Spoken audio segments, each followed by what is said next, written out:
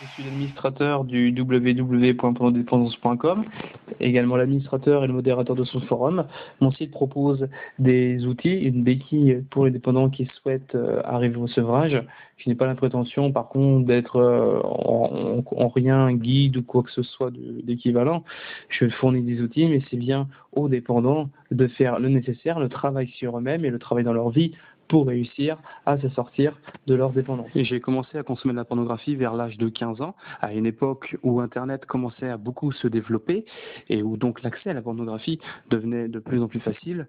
Quelques années plus tard, après quelques années de consommation, j'ai eu ma première expérience avec une jeune femme et lorsque nous avons eu notre première expérience sexuelle, j'ai eu un phénomène de comme si j'étais blasé lorsque je l'ai vue, comme si quelque chose n'allait pas et j'ai compris que j'avais intériorisé des standards qui venaient des films et des images que j'avais vues, que je voyais encore.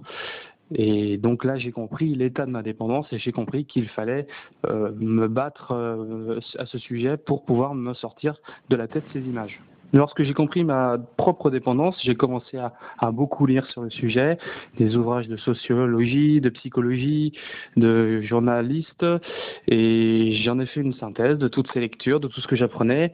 J'ai rajouté mes propres observations, et au fur et à mesure, j'ai rajouté les expériences que m'apportaient les membres du forum, et c'est ainsi qu'est né pornodépendance.com par cette accumulation et cette synthèse de différentes informations sur le sujet. Deux méthodes sont différentes pour accéder au sevrage.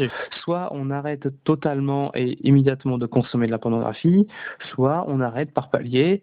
Les deux méthodes ont leurs avantages et leurs inconvénients. La première méthode est plus rapide, mais nécessite plus de volonté. La deuxième va prendre plus de temps, mais peut être utilisée par des personnes qui ne se sentent pas capables d'arrêter totalement de consommer de la pornographie.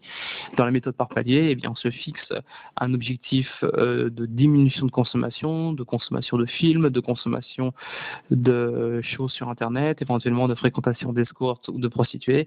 On se fixe donc un objectif qui, sur le temps, descend en permanence jusqu'à arriver à la consommation zéro.